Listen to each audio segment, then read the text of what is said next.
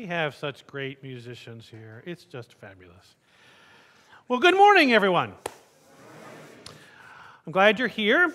And not just you here in this room, by the way, but there are people out there in the world who are watching us on live stream right now. So hello to them, too. I'm Reverend Tom Capo, minister here of DuPage Unitarian Universalist Church. And today I'm very happy to welcome Reverend Miriam Renault. She's our community minister here and the Special Projects Director for the Parliament of World Religions. And so she'll be talking about something today that is near and dear to her heart, the project she is working on right now, which is the commemoration of the 25th anniversary of the global ethic. So, as our call to worship this morning, I'm going to invite you to join me in a responsive reading that was written by Unitarian Universalist minister, poet, and hymn writer, Reverend Vincent B. Silliman. So if you'll do the italics yellow version, I'll do the white. Let religion be to us life and joy.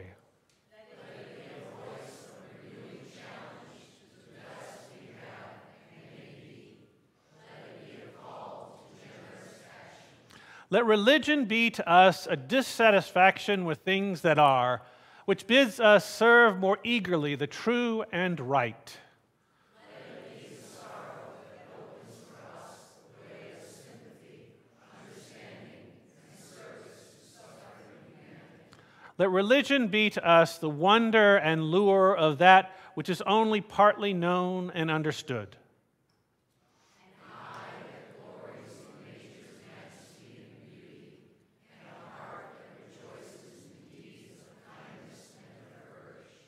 Let religion be to us security and serenity because of its truth and beauty and because of the enduring worth and power of the loyalties which it engenders. Let it be to us hope and purpose and the discovering of opportunities to express our best in daily tasks. Religion, uniting us with all that is admirable in human beings everywhere.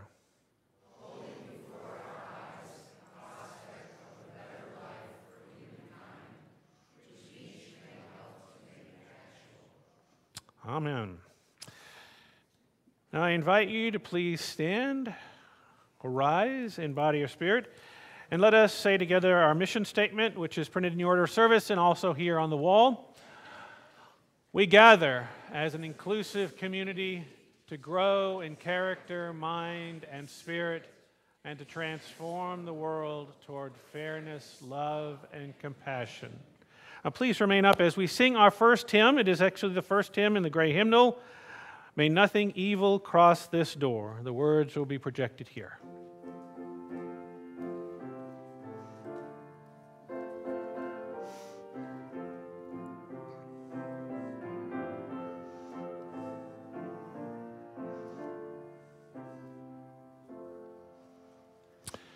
May nothing evil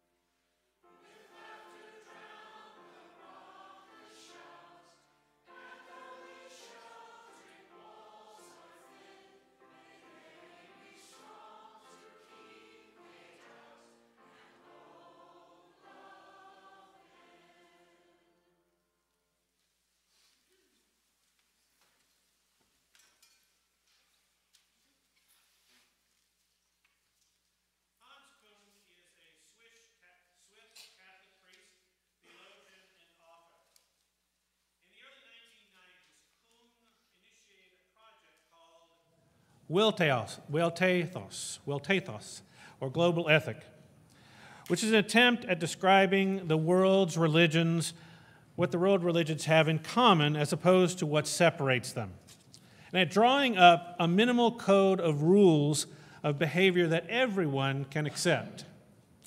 His vision of a global ethic was embodied in the document for which he wrote the initial draft, Towards a Global Ethic, an initial declaration. The declaration was signed in 1993 by the Parliament of World Religions, by religious and spiritual leaders from around the world. And Kung defines a global ethic as this: nothing but the necessary minimum of common values, standards, and basic attitudes. In other words, a minimal basic consensus relating to binding values, irrevocable standards, and moral attitudes, which can be affirmed by all religions despite their dogmatic differences and can be supported by non-believers as well. According to Kung, never has there been such a need for a mechanism to counter global distress. Fortunately, a common ethic already exists within all religious teachings of the world. This can supply a moral foundation for a vision to lead men and women from despair and a society away from chaos. So the declaration of the global ethic seeks to go beyond laws and prescriptions and touch on the instinct for justice in men and women and bring about change in their inner orientation, their mentality, and the hearts of people, so that they can find once again lives, directions, values, and meaning. Now, my friends, if you take out your order of service, in your order of service, you're going to find that you have the declaration which is at the front of the global ethic. I don't encourage you to read the whole thing right now. However, our friends on YouTube, you can look it up, Global Ethic, PDF, you'll find it. Kung begins by calling out the ills of the world and asserts that a global ethic may help us in combating these ills. Also, as I was reading it, he is calling for something that we as Unitarian Universalists call our 7 principles. It seems like, to me, the common values that he's speaking about are very similar to our common values, and also to our sources, the 6 sources from which we draw our spiritual sustenance. Listen to the declaration for a moment. We are interdependent. Each of us depends on the well-being of the whole, and so have respect for the community of living beings, for people, animals, and plants, and for the preservation of earth, air, water, and soil. And our 7th principle, respect for the interdependent web of all existence of which we are a part. Again, from the declaration, we are women and men who embrace the precepts and practices of the world's religions. We affirm the common set of core values, that a common set of core values is found in the teachings of the religions, and that these form the basis of a global ethic. From our sources, wisdom from the world's religions, which inspires us in our ethical and spiritual life. A number of similarities, things that we can connect with. But he calls us more than just to make those connections, at least for Unitarian Universalists. He calls on us to live our values with heart and mind, and concludes earth cannot be changed for the better unless the consciousness of individuals is changed first. We pledge to increase our awareness by disciplining our minds, by meditation, by prayer, or by positive thinking. Without risk and a readiness to sacrifice, there can be no change in our situation. Therefore, we commit ourselves to this global ethic, to understanding one another, and to socially beneficial, peace-fostering, and nature-friendly ways of life. Again, while we as Unitarian Universalists find common ground in this declaration, and I think you'll find as Miriam speaks to global ethic itself, it isn't just calling Unitarian Universalists. His call is to all people, theist, agnostic, and atheist, to start changing the world by changing themselves. He's calling all of us to live out our values and ethics, to be out loud and proud with what we believe, and to continue to try to understand one another and work for a better world. We are here today not to just listen to this global ethic, not to just afterward talk about this global ethic, but to live this global ethic out in our lives, and for all people to live lives of justice, equity, and compassion. And now I'm going to lead you in a prayer. So I invite you into a time of prayer and meditation. Each of us has our own way of entering that space. I'd sit up, kind of bring yourself to this time, in this place, in this room, feet flat, sit up, make yourself comfortable. Maybe take a deep, slow breath.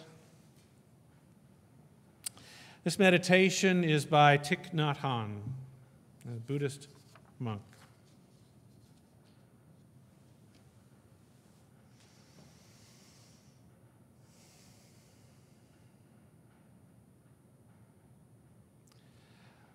Let us be at peace with our bodies and our minds.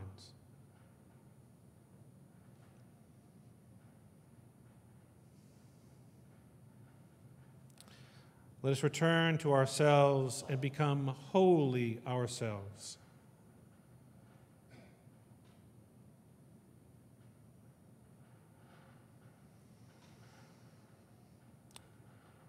Let us be aware of the source of our being, common to all of us and to all living things.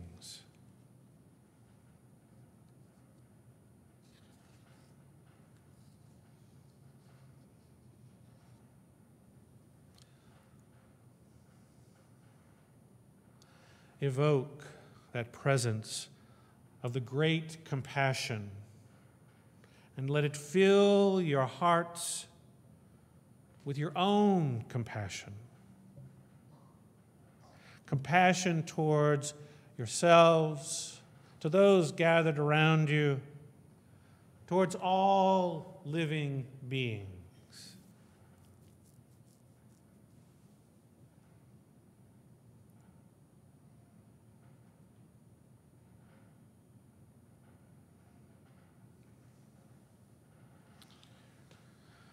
And let us pray that we ourselves cease to be the cause of suffering to each other and to any other living being.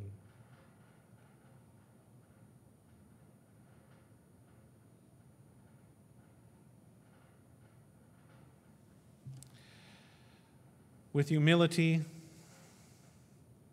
with awareness of the existence of life, with awareness of the suffering that is going on around us in this world, let us practice the establishment of peace within our own hearts for all others, for all living things on this earth.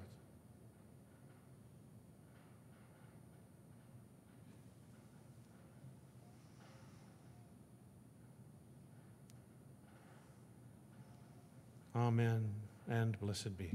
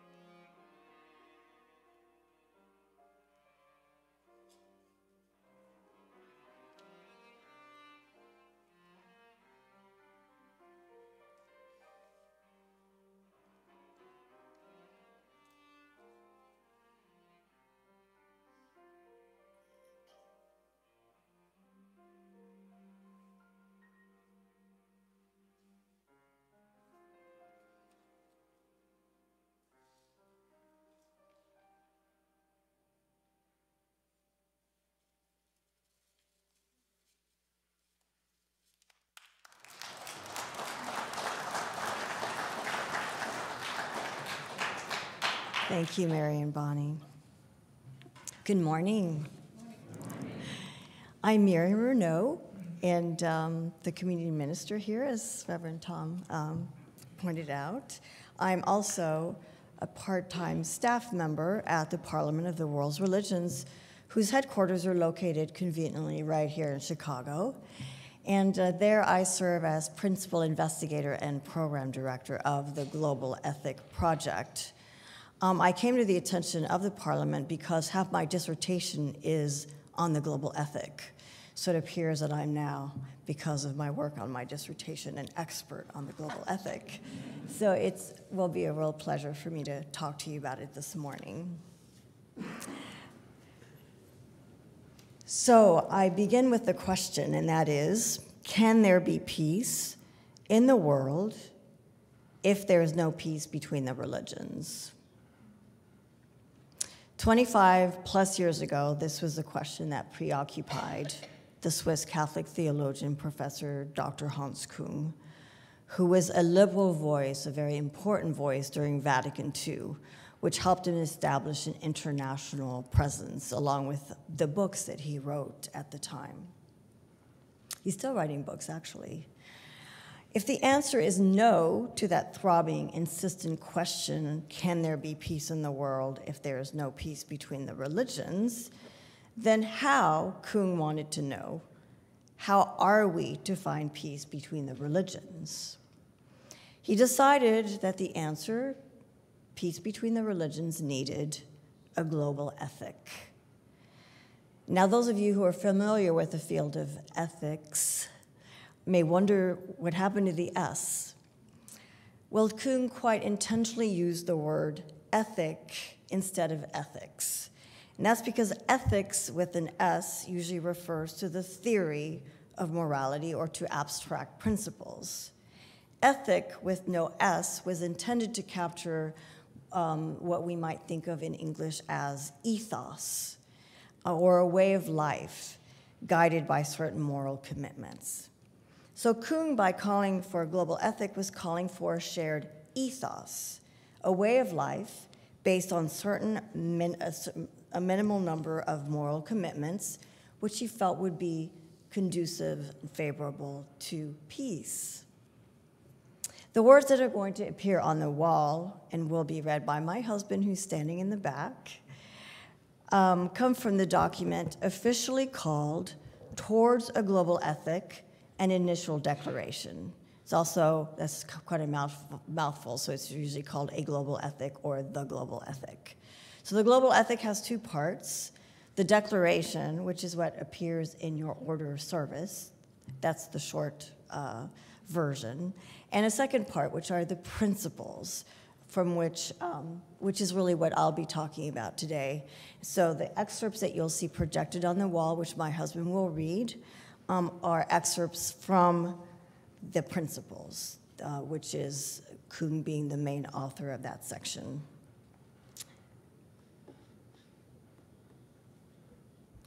Many people are threatened with economic ruin, social disarray, political marginalization, ecological catastrophe, and moral collapse.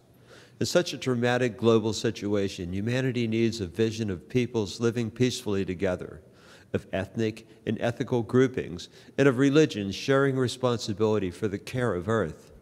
A vision rests on hopes, goals, ideals, and standards. Küng was certain that this minimal set of moral commitments or imperatives at the core of a peaceful way of life was not a mystery.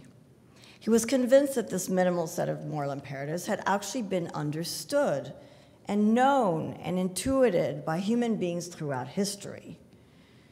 And you probably would agree that oppressed people from time immemorial have wanted to have a say in their affairs. You probably agree that women from time immemorial have wanted power over their own lives. And you probably agree that from time immemorial, children have wanted to be able to play and learn and discover, and as we saw so powerfully yesterday, express themselves and also have a say over their own affairs and power over parts of their own lives. With few exceptions then, people everywhere have wanted and still want to live free of fear, chaos, violence, and brutal coercion. So there's some commonalities that have always existed in human communities. So that's why Kuhn was certain that for the past thousands of years, imperatives that could secure such yearnings had been integrated, at least in some implicit form, into religious and non-religious texts, traditions, teachings, and norms. And he was certain that if a group of scholars and religious leaders sat down together and worked together to study these texts and traditions and teachings and norms, that they would identify these shared imperatives that were implicitly part of all these texts and teachings and traditions and norms. An ethic already exists within the religious teachings of the world, which can counter the global distress. Of course, this ethic provides no direct solution for all the immense problems of the world, but it does supply the moral foundation for a better individual and global order, a vision which can lead men and women away from despair and society away from chaos. We're used to the idea that there's a single set of human rights that applies to everyone, like the UN's Declaration of Human Rights. We only have one declaration, and it applies to everyone in the world, although we know it's violated all the time, all over the world. So you might ask, well, why then do we need a global ethic if we already have a Declaration of Human Rights? Well, there's a key difference between human rights and an ethos, and that's that human rights are enforced by laws and treaties, governments, and various institutional organizations. An ethos, in contrast, says something about our personal responsibilities and our duties to other people. An ethos is primarily interested in a person's inner life, the sphere of their conscience, the ways of their heart, their moral attitude, all of which are often outside the reach of laws in the justice system. So here's an example. If I see a $10 bill spill out of somebody's pocket at the grocery store, I can decide whether to ignore it, just to leave it lie there because I'm in a hurry to get home, or I can take the time to hand it back to the person. And of course, I could also just pocket it. But no one is going to arrest me, unless perhaps I pocket the money, if I say nothing to the person who's lost their $10 bill. If I just let it sit, I've not broken any law. But we do recognize that even if we don't always act on them, there are some options that are more moral than others. Law or no law, we recognize that other people, other living things, and our earthly home make certain demands on us. So clearly, the beliefs and the rituals and texts of many of the world's religious and ethical traditions don't completely overlap. But Kuhn was convinced that some responsibilities and duties are valid for the entire human family, regardless of social origin, sex, skin color, language, or religion. As religious and spiritual persons, we base our lives on an ultimate reality and draw spiritual power and hope therefrom, in trust, in prayer or meditation, in word or silence. We have a special responsibility for the welfare of all humanity and care for the planet Earth. We do not consider ourselves better than other women and men, but we trust that the ancient wisdom of our religions can point the way for the future. So Kuhn in the late 80s is an international figure, and as such, he's a highly sought-after speaker. And being on this mission then to sell the global ethic, this idea, to the world, he used every opportunity when he was invited to give a keynote to call for this global ethic. During one of his lecture tours, he came to the University of Chicago, where his plea was heard by several people who were already working together to organize an international convening of the world's religions, a parliament of the world's religions, 100 years after the first parliament was held here in Chicago during the World's Columbian Exposition of 1893. So there had been no parliament for 100 years, and this group of people here in Chicago wanted to start one again. Because no good deed goes unpunished, the parliament's organizers not only agreed with Kung that a global ethic was needed, they asked him to identify it and then set it down to paper. This was not what he had planned to do. He was calling for others to do this work.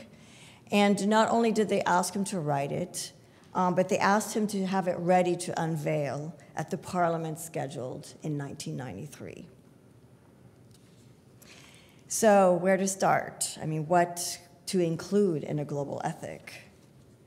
Well, Kung realized before he could even get started, he had to establish some parameters that he was going to work with. So he decided that the global ethic could not duplicate the Declaration of Human Rights, since an ethos is more than rights. It had to focus on a deeper moral level rather than just the legal level of laws.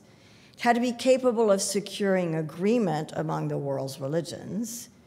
It had to be self-critical, and it had to reflect reality.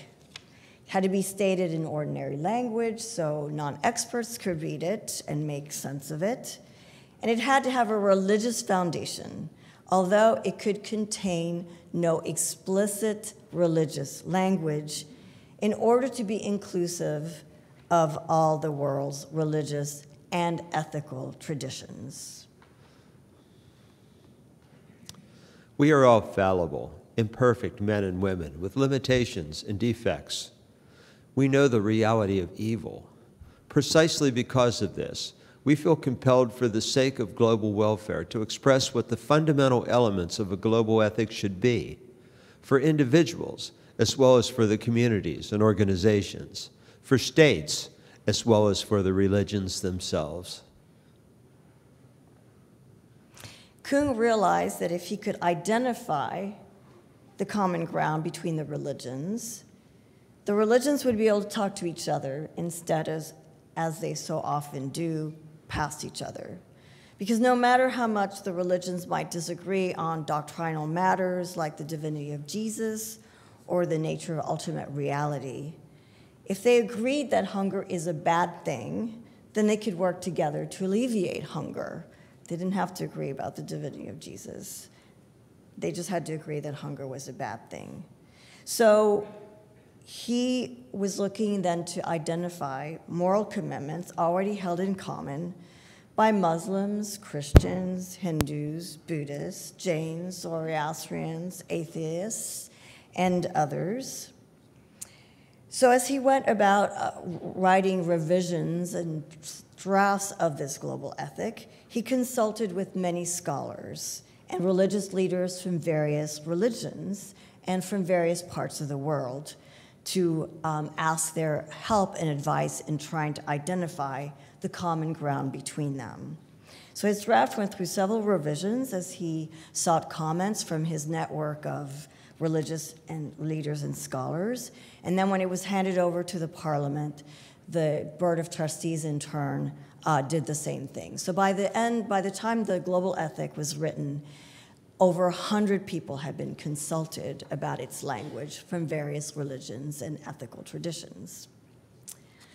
So he's looking for common ground. And one of the first things that he identifies as common to all the religions is the Golden Rule. I think we would probably all agree that the Golden Rule is fundamental and universal. It's actually harder to find in some traditions than you might think. We think it's really well established, but if you're quite determined, you can find enough traces of it to make it stick. So Kung settled on the Golden Rule as one of the foundations of the global ethic. There's a principle which is found and has persisted in many religious and ethical traditions of humankind for thousands of years. What you do not wish done to yourself, do not do to others. Or in positive terms, what you wish done to yourself, do to others. This should be the irrevocable, unconditional norm for all areas of life, for families and communities, for races, nations, and religions. He, through his research and thinking and talking and soliciting feedback, came up with yet another principle that he felt was shared by all the world's religious and secular traditions, and that is that human beings must be treated humanely. As a half-Jew who would have been sent to a concentration camp had I been born at a different time and in a different place, I would say that yes, the fundamental demand to treat every human being humanely is a no-brainer. Whether a human being is cruel or evil or violent or abusive, they deserve to be treated humanely. Kuhn was convinced that the world's religions and the ethical traditions agreed on this matter. So 2 foundations: all human beings must be treated humanely, and the golden rule. Now, as before, women and men are treated inhumanely all over the world. They're robbed of their opportunities. Their human rights are trampled underfoot. Their dignity is disregarded. But in the face of all humanity, our religious and ethical convictions demand that every human being must be treated humanely. So based on the golden rule and the mandate to treat every human being humanely, the global ethic identifies 4 moral directives. And here they are.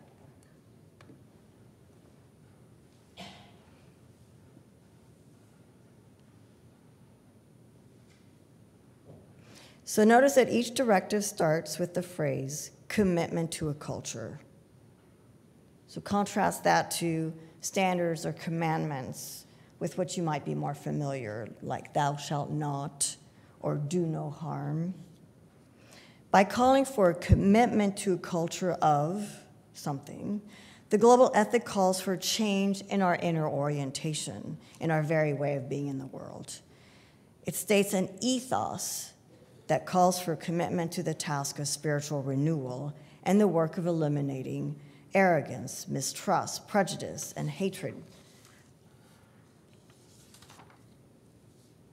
It calls for us to replace them with a sturdy consciousness of our responsibilities and duties to others, and the will to act accordingly, even if this requires sacrifices on our part. Now, these directives are bold and beautiful, but one might say that they border on empty platitudes. And that's why each directive is given greater precision in the global ethic. So they're parsed out and given more detail, fleshed out. So in the first directive, the directive that is a commitment to a culture of nonviolence and respect for life, the global ethic goes on to say that in all of the world's religious and ethical traditions, we find commandments like, you shall not kill, or in positive terms, have respect for life. Then the directive tries to answer the questions that naturally follow. What does it mean to not kill? What does it mean to have respect for life? So here are some of those details in the global ethic. Let us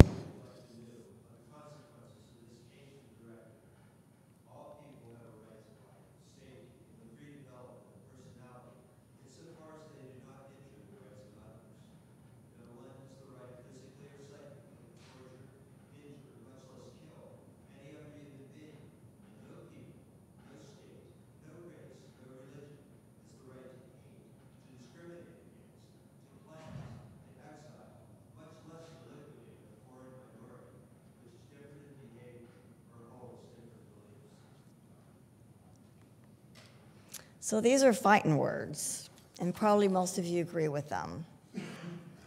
Still, I know Unitarian Universalists. Most of us want to leave space for others whose cultural norms may be different from ours. Many of us believe that respecting cultures and religions means that we may have to respect those cultures and religions' teachings and practices, even if these allow murder or allow treating other people as less than human. And yet, to go back to the notion of human rights, we do hold dear to the idea that all human beings have the same rights: the right to life, the right to have a voice in their own affairs, a right to education, a right to develop as persons. We are convinced of the fundamental unity of the human family on Earth. We recall the 1948 Universal Declaration of Human Rights of the United Nations. What it formally proclaimed on the level of rights, we wish to confirm and deepen here from the perspective of an ethic: the full realization of the intrinsic dignity of the human person, the inalienable freedom and equality and principle of all humans, and the necessary solidarity and interdependence of all humans with each other. The global ethic boldly states that rights without morality cannot endure. So, like human rights, the global ethics minimal directives apply to the entire human family without exception. Though too often ignored and definitely too often transgressed, the global ethic insists that its directives can be found, even if this requires some digging, like the Golden Rule, in all of the world's practices, texts, rituals, and teachings. When people are given the possibility to say how they wish to be treated, when they're asked about the kinds of societies they want to live in, the vision of the good life that they describe looks pretty much like the vision of the good life at the heart of the global ethic. Perhaps when you read the entire global ethic, and I hope that you do, you may not be convinced that it adequately captures the basic ethos at the core of all the world's religious or ethical traditions. But I hope that you will agree with Kuhn and all those who participated in creating the final draft of the global ethic and then in supporting it with their signature. I hope that you will agree with them that although a universal agreement on certain disputed moral questions may remain out of reach, a few shared imperatives do exist. And I hope that you will reflect on those imperatives and put them into practice, always and every day. Together, we can move mountains. Without a willingness to take risks and a readiness to sacrifice, there can be no fundamental change in our situation. Therefore, we commit ourselves to a common global ethic to better mutual understanding, as well as to socially beneficial, peace-fostering, and earth-friendly ways of life. We invite all men and women, whether religious or not, to do the same. May it be so. Amen.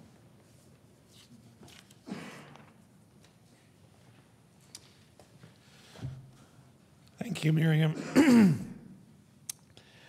If you're interested in learning more about the global ethic, there is the 25th anniversary, which is coming up.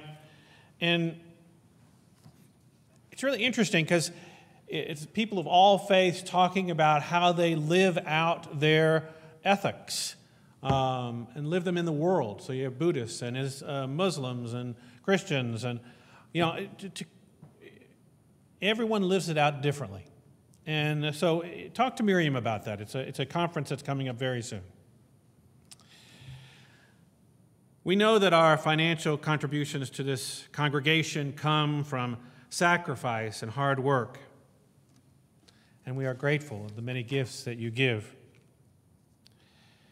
We use these gifts to serve a greater good: justice, peace, equity. May there be an offering to sustain and strengthen the life and mission of this congregation. May we give in love and in hope.